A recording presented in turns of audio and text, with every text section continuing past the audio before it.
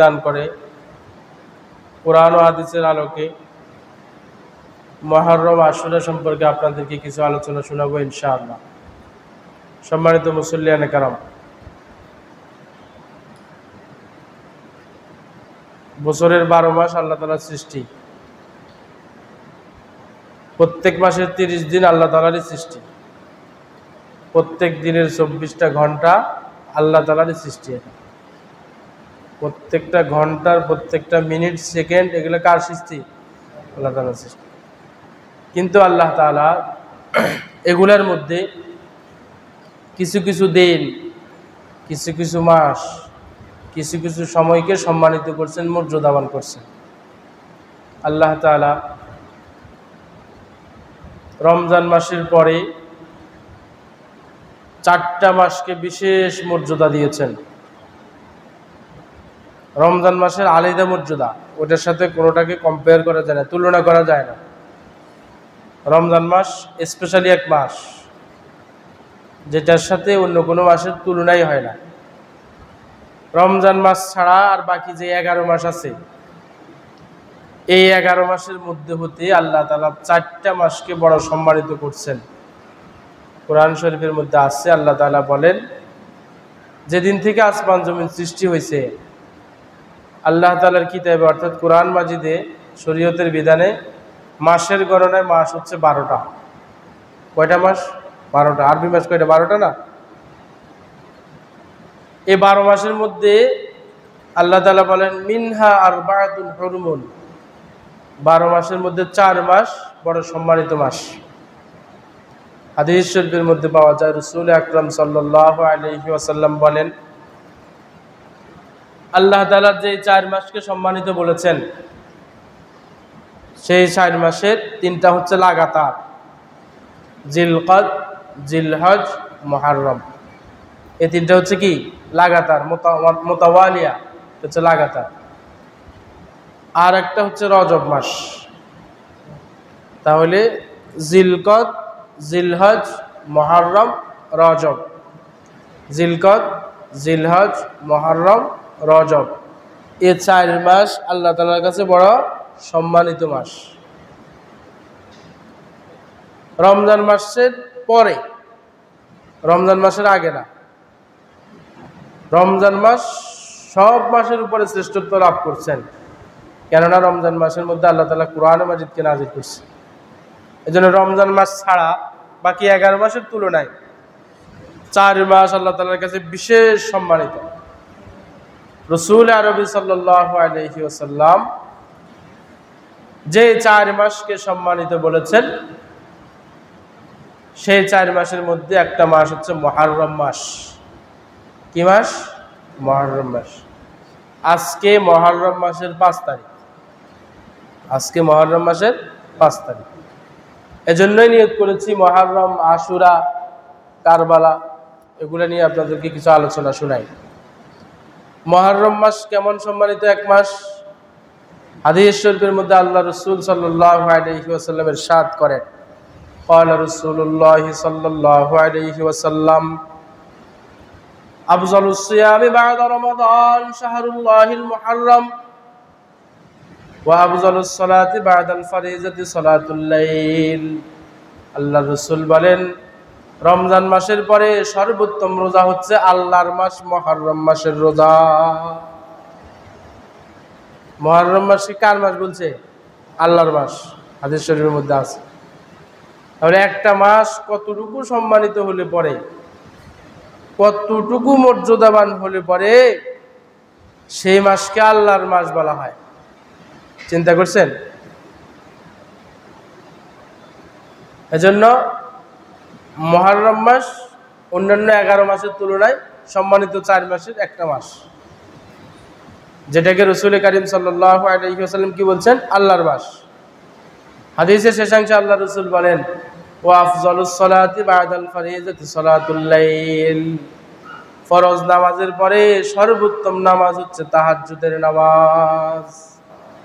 রমজান মাসের পরে সর্বোত্তম রোজা হচ্ছে মুহররম মাসের রোজা, আল্লাহর মাস মুহররমের রোজা। আর ফরজ নামাজের পরে সর্বোত্তম নামাজ হচ্ছে তাহাজ্জুদের নামাজ। সম্মানিত মুসল্লিয়ানে কেরাম, মুহররম মাসের রোজার কি পরিমাণ গুরুত্ব একটা হাদিস আপনাদেরকে শুনাইলাম। রমজানের পরে সবচেয়ে বেশি উত্তম রোজা হচ্ছে মুহররম মাসের রোজা। আরেকটা হাদিস আপনাদেরকে শোনাই। আল্লাহ রাসূলের স্ত্রী হাফসা রাদিয়াল্লাহু তাআলা আনহা,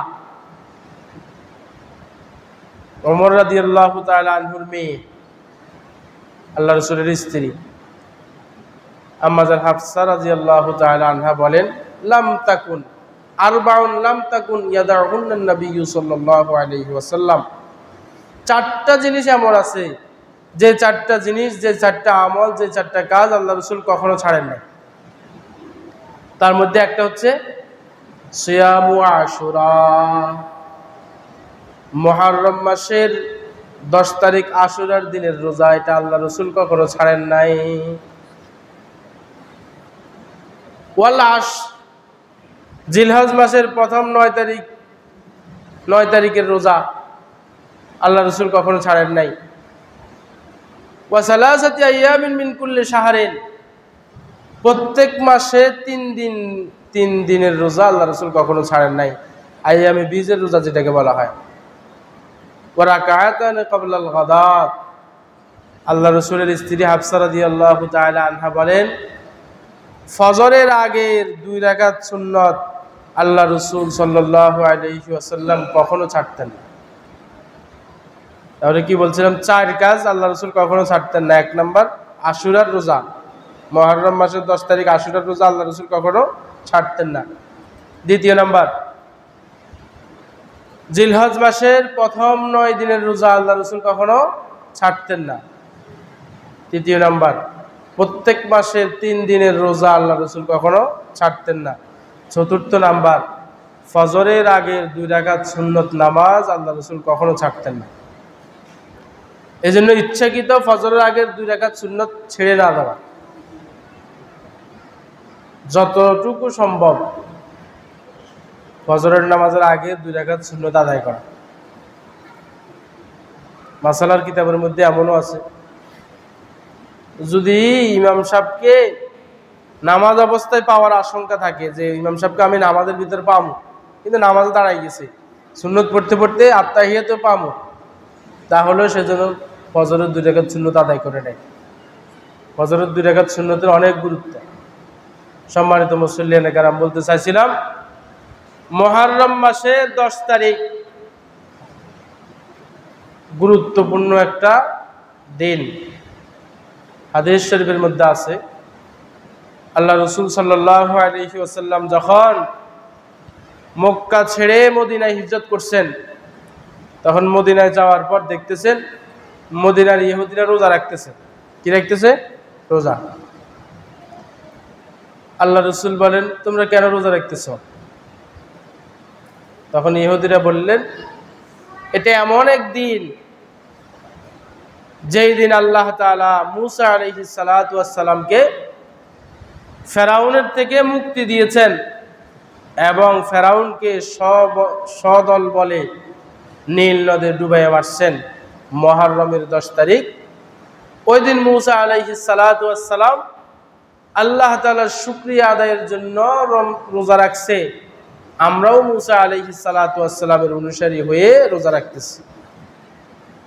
তখন আল্লাহ রাসূল সাল্লাল্লাহু আলাইহি ওয়াসাল্লাম বলেন, ওয়া নাহনু আহাক্কু বিমূসা মিনকুম, মূসা আলাইহিস সালাতু ওয়াস সালামকে তো তোমাদের থেকে আমরা বেশি ভালোবাসি, তোমাদের থেকে আমি মূসা আলাইহিস সালাতু ওয়াস সালামকে বেশি ভালোবাসি। তোমরা যদি মূসা আলাইহিস সালাতু ওয়াস সালামের ভালোবাসায় রোজা রাখতে পারো, তাহলে শুনে রাখো, ওয়া নাহনু আহাক্কু বিমূসা মিনকুম, তোমাদের থেকে আমরা বেশি হকদার মূসা আলাইহিস সালাতু ওয়াস সালামের স্মরণে রোজা রাখার জন্য। আল্লাহ রাসূল সাল্লাল্লাহু আলাইহি ওয়াসাল্লাম নিজেও রোজা রাখলেন, সাহাবী রাসূলগণকেও আদেশ করলেন যে মুহররম মাসের 10 তারিখে তোমরা রোজা রাখবা। কি পরিমাণ গুরুত্ব মুহররম মাসের রোজার, 10 তারিখের রোজার।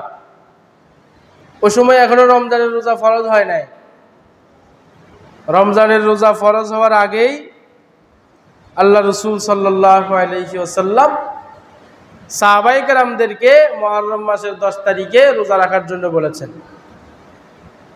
শুধু তাই নয়, সাহাবায়ে কেরামদেরকে মুহররম মাসে রোজা রাখতে বলে আল্লাহ রাসূল সাল্লাল্লাহু আলাইহি ওয়াসাল্লাম মুহররম মাসের 10 তারিখের রোজা রাখলে কি ফায়দা সেটাও বলে দিয়েছেন।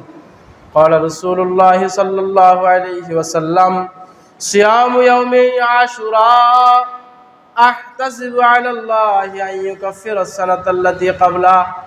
আল্লাহ রাসূল সাল্লাল্লাহু আলাইহি ওয়াসাল্লাম বলেন, কোন ব্যক্তি যদি মুহররম মাসের 10 তারিখ আশুরার দিনে রোজা রাখে, আমি আল্লাহ তাআলার কাছে আশাবাদী যে আল্লাহ তাআলা তার পিছনের 1 বছরের গুনাহ ক্ষমা করে দিবেন। শুধু সাহাবায়ে কেরামদেরকে আশুরার 10 তারিখ, মুহররম মাসের 10 তারিখ আশুরার রোজা রাখতে বলেন নাই, বরং ফজিলত বর্ণনা করে দিয়েছেন যে মুহররম মাসের 10 তারিখ আশুরা রোজা রাখলে ফজিলত কি, ফায়দা কি, সওয়াব কি, লাভ কি। আল্লাহ রাসূল বলেন, কোন ব্যক্তি যদি আল্লাহর সন্তুষ্টি অর্জনের জন্য মুহররম মাসের 10 তারিখ আশুরার রোজা রাখে, তো আল্লাহ তাআলা, আমি আশাবাদী যে তার পিছনের জীবনের 1 বছরের গুনাহ ক্ষমা করে দেবেন। সুবহানাল্লাহ। এটা হচ্ছে মুহররমের 10 তারিখ।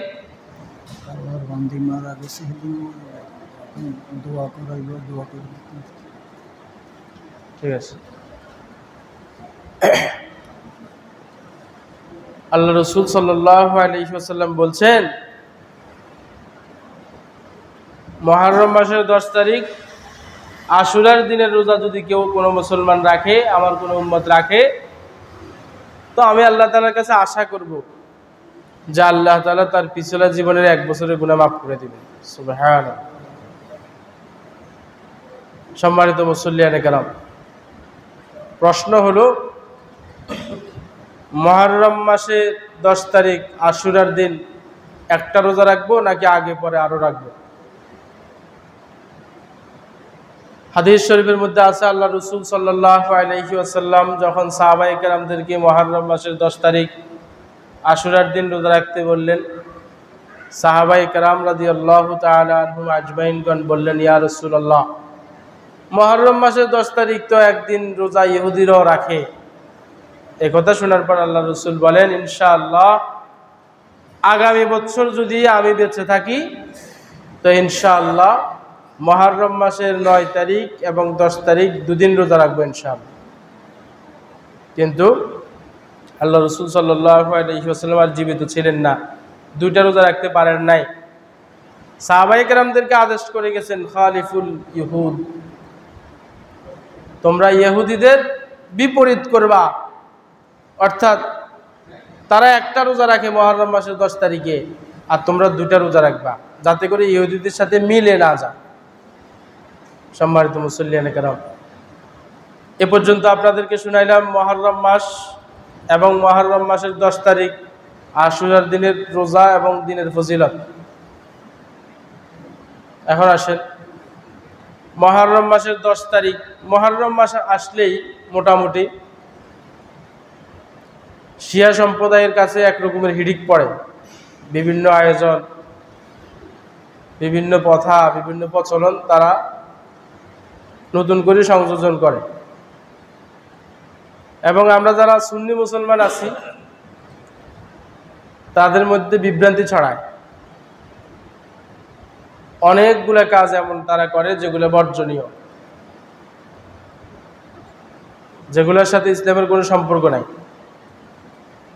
হ্যাঁ, কেউ যদি মুহররম মাসের 10 তারিখ আশুরার দিন পালনই করতে চায়, তো আল্লাহ রাসূলের শিক্ষা হচ্ছে আল্লাহ রাসূল এবং সাহাবীরা রোজা রাখতেন, আপনি সর্বোচ্চ রোজা রাখেন।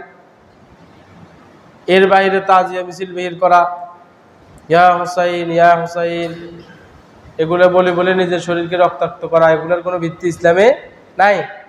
শোক প্রকাশ করা, হুসাইন রাদিয়াল্লাহু তাআলা আনহুর জন্য শোক প্রকাশ করা, ইসলাম তো স্ত্রী শুধু স্বামীর জন্য 4 মাস 10 দিন শোক পালন করবে, এছাড়া কোনো মানুষের জন্য 3 দিনের বেশি শোক পালন করার অবকাশ শরীয়তে ইসলাম দেয় নাই। হুসাইন রাদিয়াল্লাহু তাআলা আনহু কখন মারা গেছে, এখন কেন শোক প্রকাশ করবে? আর শোক যদি প্রকাশ করতে হয় তাহলে হুসাইন রাদিয়াল্লাহু তাআলা আনহুর কেন শোক প্রকাশ করবে? আল্লাহ রাসূল সাল্লাল্লাহু আলাইহি ওয়াসাল্লাম তো ইন্তেকাল করছেন, তো ওনার শোক প্রকাশ করে না কেন? বদরের যুদ্ধে তো অনেক সাহাবায়ে কেরাম শাহাদাত বরণ করেছেন, বড় বড় কিবার সাহাবায়ে কেরামগণ শাহাদাত বরণ করেছেন, শহীদ হয়েছেন, তো তাদের ব্যাপারে তাদের কথা স্মরণ করে শোক পালন করে না কেন? শুধু হুসাইন রাদিয়াল্লাহু তাআলা আনহু শোক পালন করে কেন? এগুলা শরীয়ত পরিপন্থী কাজ। আল্লাহ তাআলা আমাদের সকলকে হেফাজত করুক। সম্মানিত মুসল্লিয়ানে কেরাম, তাহলে মুহররম মাসের 10 তারিখের করণীয় আমল হচ্ছে রোজা রাখা, আর বর্জনীয় আমল হচ্ছে শিয়া সম্প্রদায়ের লোকেরা যা যা করে সবগুলোই বর্জনীয়। নিজেদের শরীরকে রক্তাক্ত করে, গান বাজনা করে, ঢোল বাজায়, আরো যা যা তারা করে সবগুলোকে কি করা? বর্জন করা। এটা মুসলমানদের জন্য আবশ্যক। যারা মুহররম মাসের 10 তারিখে তাজিয়া মিছিল বের করে তাদের সংক্ষিপ্ত একটা ইতিহাস আপনাদের সামনে তুলে ধরি, মনোযোগ সহকারে শুনবেন, আপনাদের কাজে আসবে। আমরা সকলে তো জানি মুসলিম জাহানে খলিফা ছিল কয়জন? 4 জন। কয়জন? আবু বকর, ওমর, ওসমান, আলী রাদিয়াল্লাহু তাআলা আনহুম আজমাইন। এই 4 জন হচ্ছে শরীয়তে ইসলামের প্রধান 4 খলিফা। এটা আমরা সকলে জানি কিনা? আবু বকর সিদ্দিক রাদিয়াল্লাহু তাআলা আনহু যখন মৃত্যুবরণ করছেন, তো সমস্ত মুসলমানেরা হযরত ওমর রাদিয়াল্লাহু তাআলা আনহুর হাতে খেলাফতের বায়াত গ্রহণ করছে। ওমর রাদিয়াল্লাহু তাআলা আনহু যখন মৃত্যুবরণ করছেন, তখন সমস্ত সাহাবায়ে কেরাম হযরত ওসমান রাদিয়াল্লাহু তাআলা আনহুর হাতে বায়াত গ্রহণ করছে। ওসমান রাদিয়াল্লাহু তাআলা আনহু ইসলামের 3য় খলিফা। ওসমান রাদিয়াল্লাহু তাআলা আনহুর খেলাফতকালে কিছু মুনাফিক ছিল। মুনাফিক তো আল্লাহ রাসূলের জামানায় ছিল। সেখান থেকে আস্তে আস্তে ওসমান রাদিয়াল্লাহু তাআলা আনহুর জামানায় কিছু মুনাফিক ছিল, যে মুনাফিকগুলা খেলাফত মানতে রাজি না, আল্লাহ রাসূলের খলিফাগণকে মানতে রাজি না। এজন্য তারা সবসময় চাইতো যে কিভাবে খেলাফতকে ধ্বংস করা যায়, নষ্ট করা যায়। তো ওসমান রাদিয়াল্লাহু তাআলা আনহুর জামানায় খুব খেয়াল করে শুনবেন, তাজিয়া মিছিল কারা করে?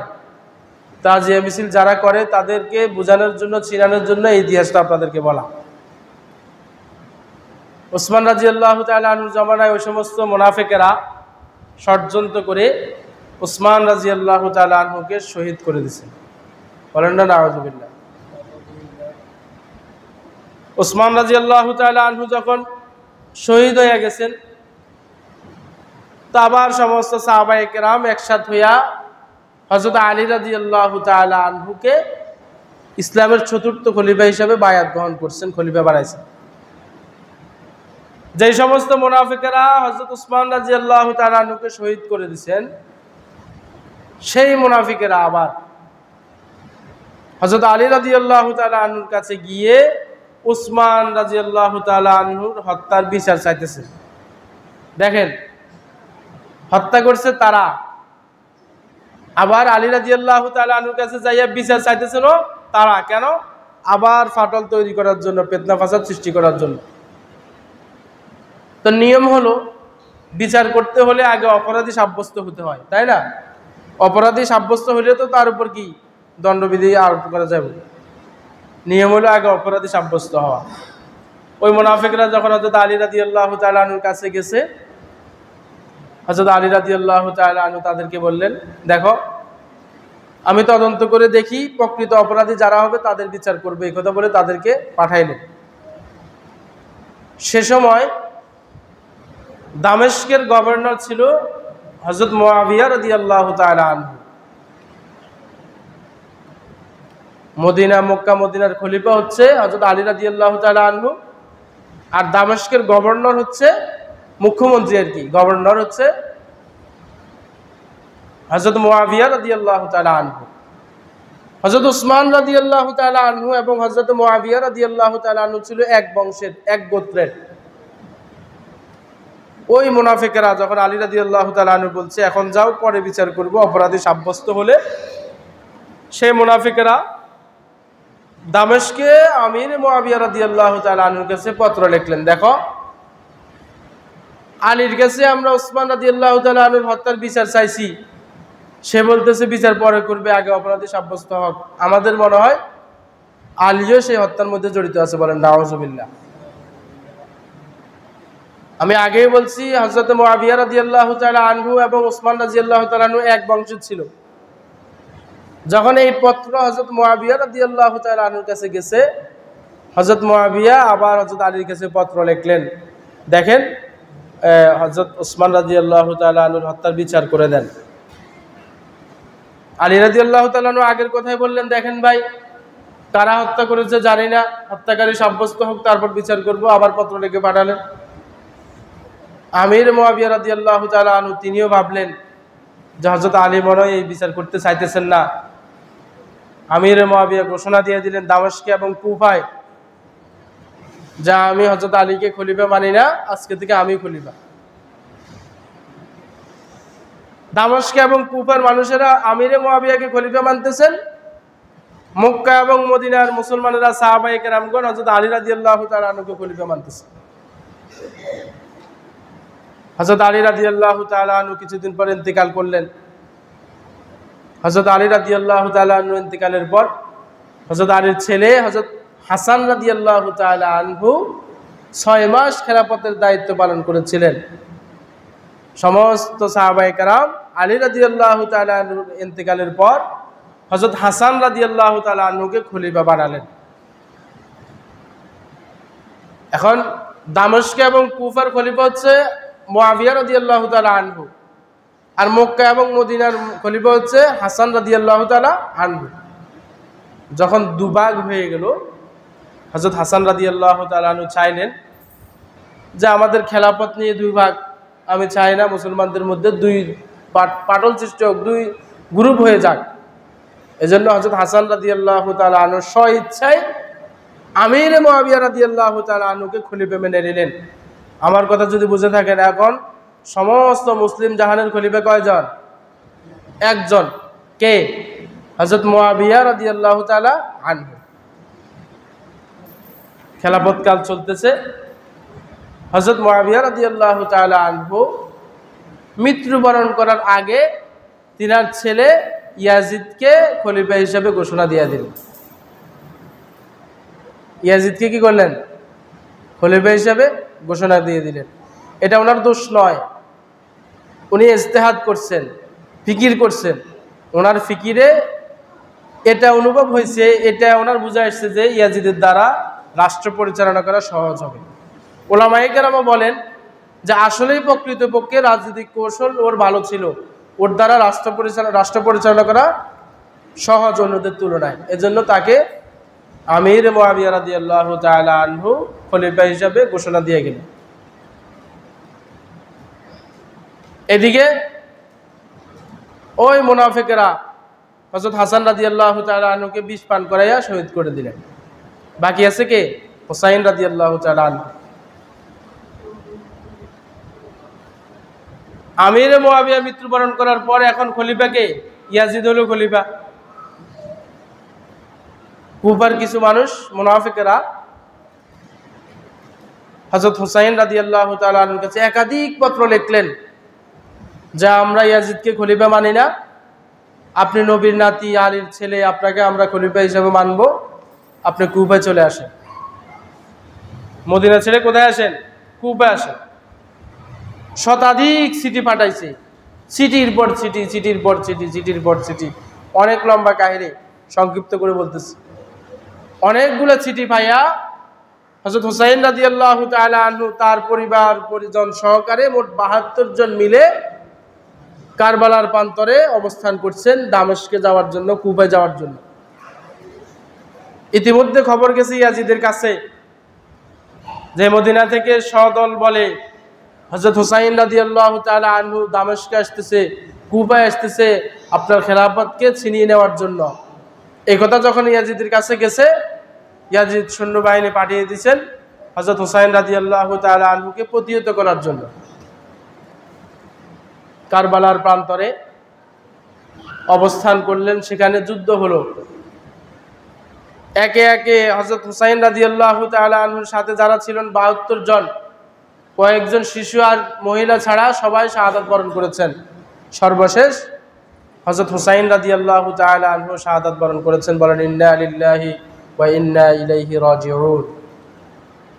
যে সমস্ত মানুষেরা হযরত হুসাইন রাদিয়াল্লাহু তাআলা আনহুকে চিঠি পাঠিয়েছিলেন, আমরা আপনার সাথে আছি, আপনাকে আমরা খলিফা হিসেবে মানব, যখন ইয়াজিদ সৈন্যবাহিনী পাঠাইছে হযরত হুসাইনকে একা রেখে তারা পালাই গেছে, মুনাফিক। হযরত হুসাইন রাদিয়াল্লাহু তাআলা আনহু শাহাদাত বরণ করেছেন। কিছুদিন পর খেলাফত যখন চলতেছে, কিছুদিন পর মুখতার নামে এক রাজনীতিক ইয়াজিদের প্রতিপক্ষের হাতে ইয়াজিদ হত্যা হয়ে গেলেন। মানে দুজনের মধ্যে দ্বন্দ্ব লাগছে, ইয়াজিদকে টুকরো টুকরো করে দিয়েছে মুখতার নামক ওই ব্যক্তি। যখন ইয়াজিদ মরে গেছে, তখন যে সমস্ত মানুষেরা হযরত হুসাইন রাদিয়াল্লাহু তাআলা আনহুকে চিঠি লিখেছিলেন, আপনাকে আমরা আমির মানবো, খলিফা মানবো, আপনি আমাদের কাছে আসেন, কুফায় আসেন, দামেস্কে আসেন, সেই সমস্ত মানুষেরা, মুনাফিকের দলেরা মিছিল বাইর করছে, ইয়া হুসাইন ইয়া হুসাইন, তাজিয়া মিছিল বাইর করছে। আমার কথা যদি বুঝে থাকেন তাহলে বলেন, তাজিয়া মিছিল কি সত্যিকারের মুমিনদের না মুনাফিকদের? কয়বার মুনাফিকি করছে? 3 বার। কয়বার? 1 নম্বর মুনাফিকি। ইয়াজিদকে তারা খলিফা মানছে, কিন্তু মুখে বলছে কি আপনাকে খলিফা মানবে, কথা বলে মদিনা থেকে কুফা আনছে, একবার মুনাফিকি করছে। কুফায় এনে হযরত হুসাইন রাদিয়াল্লাহু তাআলা আনহুকে একা ছেড়ে দিয়ে তারা ফালাইছে, 2 বার মুনাফিকি করছে। ইয়াজিদের মৃত্যুর পরে আবার হুসাইন হাই হুসাইন হাই হুসাইন বলে শরীর রক্তাক্ত করতেছে, 3 বার মুনাফিকি করলো না? তাহলে যারা আজকে মুহররম মাসের 10 তারিখ তাজিয়া মিছিল বাহির করে, এরা কি সত্যিকারের মুমিন না মুনাফিক? বুঝছেন তো এই তাজিয়া মিছিলের ইতিহাস কি? আল্লাহ তাআলা আমাদের সকলকে এটা থেকে বেঁচে থাকার তৌফিক দান করেন, সকলে বলি আমিন। সম্মানিত মুসল্লিয়ানে কেরাম, আমি একখানা আয়াতে কারিমা তেলাওয়াত করেছি, ওই আয়াতে যাওয়ার সুযোগ হয় না। হুসাইন রাদিয়াল্লাহু তাআলা আনহু শাহাদাত বরণ করেছে 61 হিজরিতে। এত বছর পরে হুসাইন রাদিয়াল্লাহু তাআলা আনহুর শোক দিবস পালন করা, এটা বোকামি আর গুমরাহি ছাড়া আর কিছু না। যদি ধরেও নি যে হুসাইন রাদিয়াল্লাহু তাআলা আনহু মৃত্যুবরণ করেছে, এজন্য তারা শোক দিবস পালন করতেছে, তারপরেও তাদের কথাটা যুক্তিযত নয়। কেননা আমি যে আয়াতে কারিমা তেলাওয়াত করেছি, উক্ত আয়াতে রব্বুল আলামিন বলেন, ওয়ালা তাকুলু লিমান ইয়াকতালু ফি সাবিলিল্লাহি আমওয়াত বাল আহইয়াউ ওয়ালাকিন লা তাশউরুন। রব্বুল আলামিন বলেন, ওয়ালা তাকুলু লিমান ইয়াকতালু ফি সাবিলিল্লাহ, যারা আল্লাহর রাস্তায় শাহাদাত বরণ করে শহীদ হয়ে যায়, তোমরা তাদেরকে মৃত বলো না, মৃত বলো না। বাল আহইয়াউ ওয়ালাকিন লা তাশউরুন, বরং তারাই হচ্ছে প্রকৃত জীবিত, জীবিত যদিও তোমরা সেটা বুঝো না। আল্লাহর রাস্তায় যারা শাহাদাত বরণ করে তারা মৃত নয়, বরং তারা কি জীবিত। কে বলছেন? আল্লাহ বলছেন। যদিও ধরে নি তাদের শোক দিবস পালন করে মৃত্যুবরণ করছে যে এই জন্য, তারপরেও তো কোরআনে আয়াত বলেন যে যারা আল্লাহ রাস্তায় শহীদ হয়েছেন তারা মৃত নয়। তো যে ব্যক্তি মৃত নয়, জীবিত, তার শোক দিবস পালন করে কেমন? আমার কথা বুঝে আসছে আপনাদের? আল্লাহ তাআলা আমাদেরকে পরীক্ষা করবেন জীবন দিয়া, মাল দৌলত দিয়া, সন্তান সন্ততি দিয়া, জান মাল দিয়া পরীক্ষা করবেন। আর পরীক্ষা করে আল্লাহ তাআলা এটাই চাচ্ছেন যে বান্দা যেন সবর করে, সবর করে। হুসাইন রাদিয়াল্লাহু তাআলা আনহু শহীদ হয়েছেন, আমরা সবর করব, সর্বোচ্চ এটা বলবো ইন্না লিল্লাহি ওয়া ইন্না ইলাইহি রাজিউন। আল্লাহ তাআলার শিক্ষা এটা। রব্বুল আলামিন বলেন, ওয়ালানাবলুওয়ান্নাকুম বিশাইইম মিনাল খাউফি ওয়াল জু' ওয়া নাকসিম মিনাল আমওয়ালি ওয়াল আনফুসি ওয়াস সামারাত ওয়া বাশশিরিস সাবিরিন।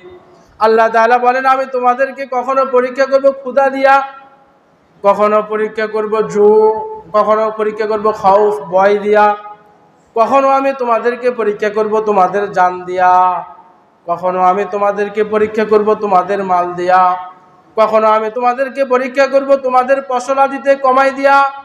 খবরদার খবরদার, তোমরা সে সময় পেরেশান হইবা না, বরং সবর করবা। রব্বুল আলামিন বলেন ওয়াবাশশিরিস সাবিরিন, যদি তোমরা ওই পেরেশানিতে পরীক্ষার সময় সবর করতে পারো তাহলে তোমাদের জন্যই হচ্ছে সুসংবাদ। রব্বুল আলামিন বলেন আল্লাযীনা ইযা আসাবাতহুম মুসিবাহ ক্বালু ইন্না লিল্লাহি ওয়া ইন্না ইলাইহি রাজিউন।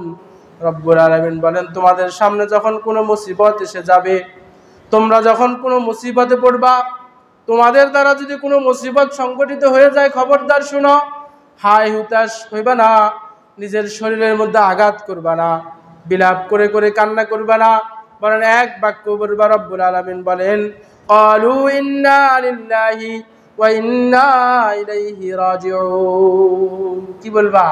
ইন্না লিল্লাহি ওয়া ইন্না ইলাইহি রাজিউন। হুসাইন রাদিয়াল্লাহু তাআলা আনহুর শাহাদাত আমাদেরকে কষ্ট দিবে, মর্মান্তিক এক শাহাদাত। আমরা ব্যথিত হব কিন্তু শোক পালন করব না। কি বলবো? ইন্না লিল্লাহি ওয়া ইন্না ইলাইহি রাজিউন। মনে থাকবে ইনশাআল্লাহ। শুধু এটা না, যত বিপদ পেরেশানি আসে, যত রকমের মুসিবতে আমরা পড়ি না কেন, রব এক বাক্য শিক্ষা দিচ্ছেন, কি? ইন্না লিল্লাহি ওয়া ইন্না ইলাইহি রাজিউন। মোবাইল হারিয়ে গেছে, পেরেশানি না হয়ে বলেন ইন্না লিল্লাহি ওয়া ইন্না ইলাইহি রাজিউন। অসুস্থ হয়ে গেছে, পেরেশানি না হয়ে বলেন ইন্না লিল্লাহি ওয়া ইন্না ইলাইহি রাজিউন। এটাই রবের শিক্ষা। তাহলে হুসাইন রাদিয়াল্লাহু তাআলা আনহু যে শাহাদাত বরণ করছে, এটা আমাদের জন্য পেরেশানির কারণ, মুসিবতের কারণ, ব্যথার কারণ। রব ব্যথার জায়গায়, মুসিবতের জায়গায় কি বলতে বলছেন? ইন্না লিল্লাহি ওয়া ইন্না ইলাইহি রাজিউন। সম্মানিত মুসল্লিয়ানে কেরাম, মূল আলোচনা, মুহররম মাস সম্মানিত মাস। আল্লাহ রাসূল বলছেন এটা আল্লাহ তাআলার মাস। মুহররম মাসের 10 তারিখ আশুরার দিন। আশুরার দিন অনেক ফজিলতপূর্ণ একদিন। আল্লাহ রাসূল এবং সাহাবীরা এই দিনে রোজা রাখতেন এবং আল্লাহ রাসূল বলছেন মুহররমের 10 তারিখ আশুরার দিন রোজা রাখলে আল্লাহ তাআলার কাছে আমি আশাবাদী যে পিছিলা জীবনের 1 বছরের গুনাহ মাফ করে দিব। সম্মানিত মুসল্লিয়ানে কেরাম, বর্জনীয় হলো মুহররম মাসের 10 তারিখ তাজিয়া মিছিলকে বর্জন করা, গান বাজনাকে বর্জন করা, রেলি বাহির হওয়া থেকে বিরত থাকা। আল্লাহ তাআলা আমাদের সকলকে তৌফিক দান করুন। আমিন। ওয়া আখিরু দাওয়ানা আলহামদুলিল্লাহি রাব্বিল আলামিন। আসসালামু আলাইকুম ওয়া রাহমাতুল্লাহি ওয়া বারাকাতুহু।